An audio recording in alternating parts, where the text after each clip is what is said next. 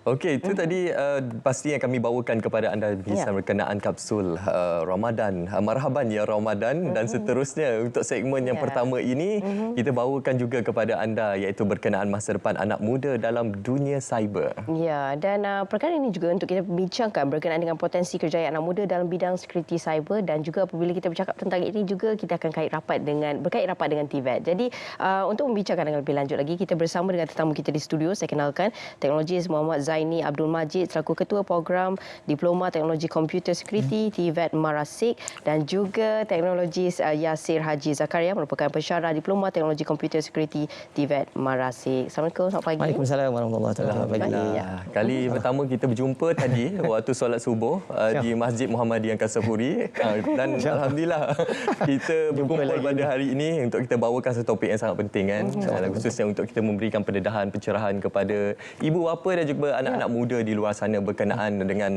bidang pengajian yang sangat penting, sangat relevan untuk bukan saja hari ini tapi untuk masa depan negara kita. Betul. Jadi untuk permulaannya mungkin kita melihat kepada dilema ibu bapa yang sekarang ini mungkin menganggap dunia cyber ini sekadar dunia untuk media sosial ataupun dunia untuk gaming semata-mata. Jadi mungkin kita boleh berikan pencerahan bagaimana potensi sebenar industri cyber ini khususnya untuk anak muda dan juga masa depan Malaysia secara keseluruhannya. Okey, terima kasih Ahmad.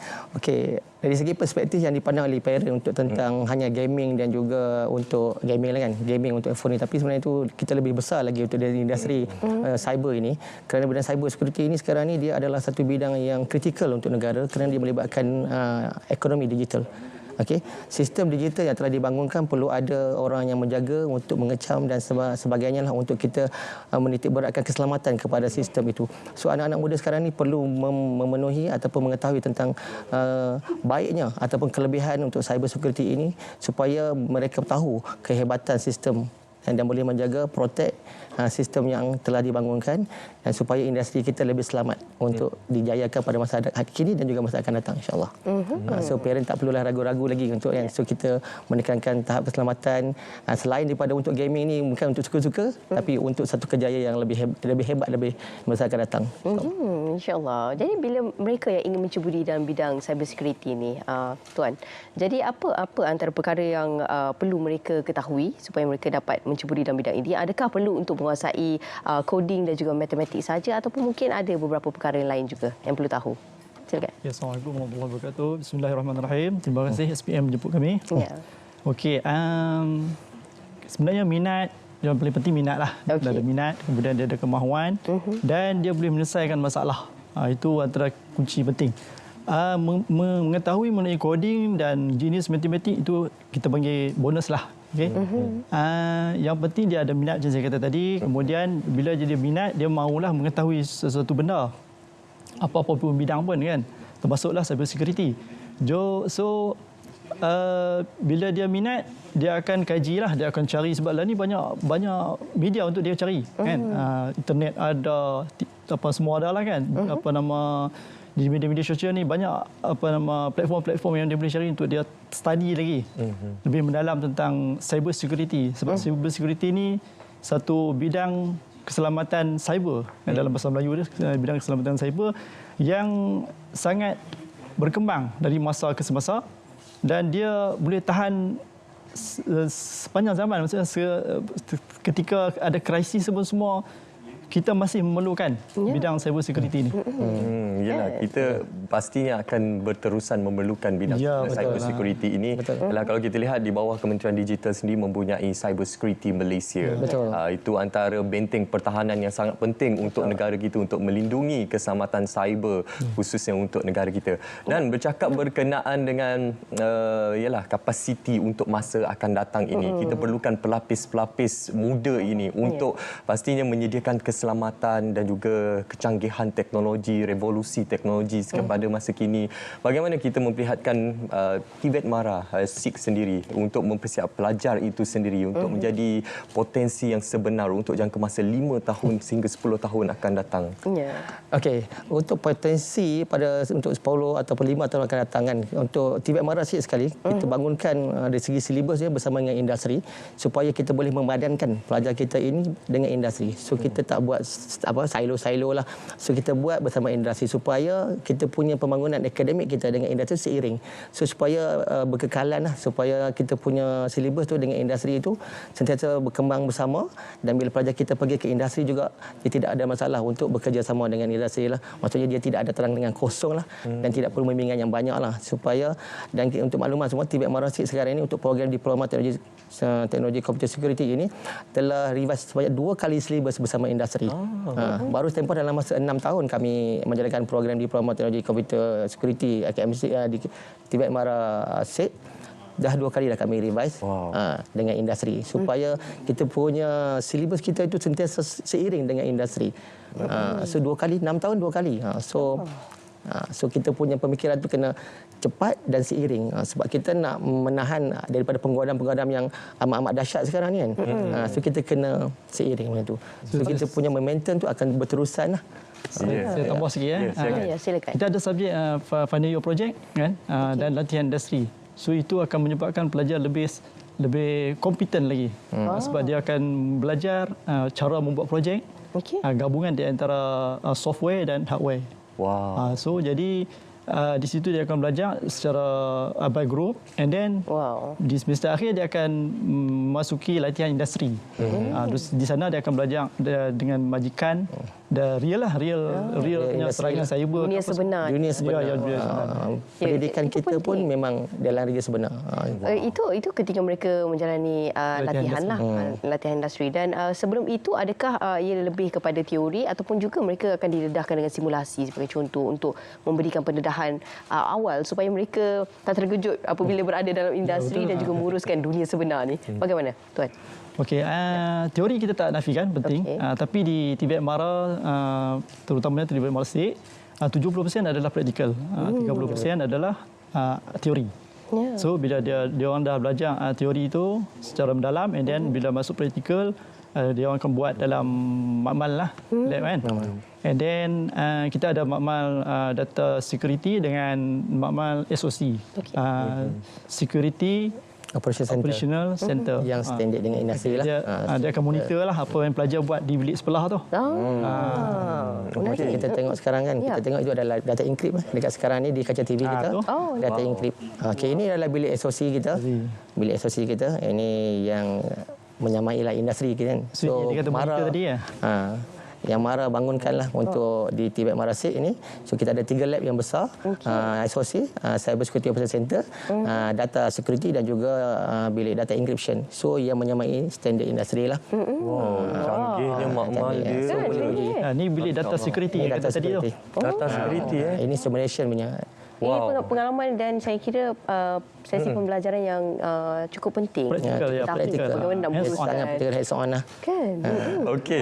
Yalah, kita melihat kepada situasi semasa sekarang. Kita melihat kepada permasalahan terlebih dahulu. Permasalahan yang kita hadapi di dunia cyber sekarang ini. Kita melihat kepada ancaman scammer sekarang ini. Ancaman dari segi keselamatan cyber, penggodaman dan sebagainya. Jadi mungkin kita boleh war-warkan kepada masyarakat daripada permasalahan ini, kita wujudkan peluang-peluang pekerjaan. Kita wujudkan pakar-pakar profesional yang boleh membantu menjadi benteng pertahanan dekat sini. Betul, benar. Apa antara bidang-bidang kerjaya yang perlu mak ayah tahu ni? Kita nak bagi tahu mak ayah ni. Kalau masuk dalam bidang cyber security ni, apa dia nak jadi masa depan nanti? Boleh kita bagi tahu sekarang ni. Okey, untuk ibu bapa kan, kepada anak-anak muda yang berminat tentang teknologi cyber security ini, dia punya peluang dia sangat cerah. Walaupun kita tengok dia dalam keadaan yang kita tengok the end user itu tak nampak sangat, tapi the back end tu adalah satu sistem yang perlu dijaga oleh banyak orang, banyak engineer. Salah satunya SOC analysis, ethical hackers, network defender, banyaklah kan. So pekerjaan-pekerjaan itu yang menjadi benteng untuk kekuatan. Dia nak buat mengecam serangan, lepas tu mengambil untuk apa dia punya buat analisis dan tindakan secara profesional. So untuk makluman juga, untuk di Tibet Marasid, kita merupakan salah satu akademi partner lah Ethics Council. So kita ada certified Ethics Council punya instructor, yang mana pelajar boleh kita ajar dan train. Kita ambil certified untuk ethical hackers especially. So certified hackers ni dia adalah satu bidang yang kita cakap certified hackers ni adalah untuk dia adalah main yang ke depan untuk memerhati sistem itu stable, sistem ni okey, tak okey ataupun mudah dipecah masuk oleh penggodam. So Munawar nak selamat ke tak selamat? Mestilah kita nak selamatkan. Saya terbaca tadi ethical hacker ataupun dalam bahasa Melayu penggodam beretika. Betul. Wow, sekarang ni ada penggodam, bukannya penggodam. Dulu kita fikir penggodam ni yang jenis yang negatif saja kan, tapi ada penggodam beretika. Dia sebab kita kena belajar macam mana penggodam tu buat. Kita kena fikir macam mana dia orang buat, baru kita boleh cegah. Betul kan? Bawa kata pepatah Melayu apa? Nak tahu dalam air tu kita kena selam lah. Baru kita tahu kan. Baru tahu. Kita kena baca pemikiran penggodam tu macam mana. Penggodam. So kita belajar macam mana pemikiran pelajar-pelajar kita ini menjadi penggodam sebenarnya, tapi penggodam yang beretika. Cuma bezanya kita ada etika. Ada etika lah. Ada benda ni boleh, ada benda ni tak boleh. Ada dia punya law yang kita boleh buat, ada law yang kita tak boleh buat. Okey, mungkin penggodam yang dibenarkan lah. Yang dibenarkan. yang halal. white hat. Halal. Pakai white hat lah. Mungkin ada dalam kalangan adik-adik kita sekarang, anak-anak kita sekarang ini, mak ayah juga yang tertarik dengan bidang cyber security ni. Tapi tertanya-tanya, alamak, anak saya ni tak straight A, tak pandai mana pun. Boleh ke nak ambil bidang cyber security khususnya di Tibet Marasid ni? Okey, untuk dalam bidang Tibet Marasid yang program Diploma Teknologi Komputer Security ini, kalau straight A itu adalah satu bonus lah. Okey, untuk kelayakan untuk masuk untuk program ini, kita hanya memerlukan kredit bahasa Melayu, matematik lulus, dan 2 kredit lain yang biasa. So itu adalah kredit minimum lah.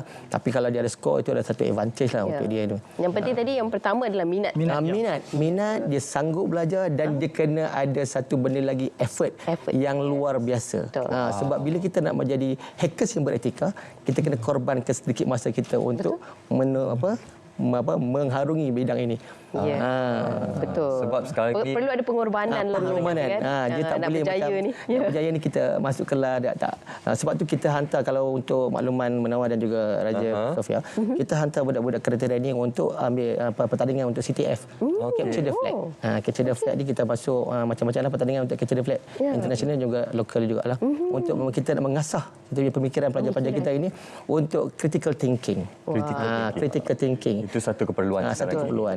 Yalah, kalau kita melihat dan bercakap berkenaan keperluan sekarang ini kan, revolusi teknologi, kita ada kecerdasan buatan, dan seperti yang kita sedia maklum, untuk masa akan datang 5 tahun, 10 tahun, 20 tahun akan datang, akan ada bidang-bidang pekerjaan yang sudah lagi tidak relevan di dunia ini. Tapi bidang cyber security ini akan terus kekal berevolusi, kekal relevan untuk jangka masa akan datang. Jadi kalau ada anak-anak dekat luar sana, saya cadangkan anda untuk masuk bidang cyber security ini. Kita perlukan lebih ramai lagi. Lebih ramai. Untuk menjadi benteng pertahanan negara. Kalau ikutkan tahun lepas pun rasa macam PM kata dia nak 25,000 kan pakar cyber security kan. Tapi tak cukup lagi tu. Tak cukup lagi tu. So kita dia continuous. Sebab saya rasa bila berfikir tentang melibatkan, sebab dia melibatkan internet. So dia tidak makin lama keperluannya makin lama banyak. tu makin kemahuan tu lagi tinggi. Sebab bagi dalam bidang cyber tidak ada sunset. Betul. Saya tidak ada sunset ataupun matahari terbenam. Baik, terima kasih kepada kedua-dua tetamu kita. Terima kasih juga kerana melahirkan bakat-bakat yang cukup besar untuk potensi masa depan negara kita, khususnya dalam bidang cyber security. Dari jauh mereka datang ni daripada SIG Kedah. Kita juga ucapkan terima kasih kepada teknologis Muhammad Zaini Abdul Majid dan juga teknologis Yasir Haji Zakaria, kedua-duanya daripada Tibet Marasid Kedah. Terima kasih. Terima kasih Raja Sofia. Terima kasih Munawar. Terima kasih. Sama. InsyaAllah jumpa lagi. InsyaAllah. Jumpa lagi. Baik, itu dia berkenaan dengan masa depan anak muda dalam dunia cyber yang telah kami bawakan dan juga kita bincangkan. Dan seterusnya kita akan bersama dengan rakan kami untuk pagi ini kita akan ke seleksi pagi. Untuk pagi ini kita akan terbang ke Sabah FM. Pastinya terus bersama dengan rakan kita Edwin dan juga Eclair di sana. Saksikan perkongsiannya.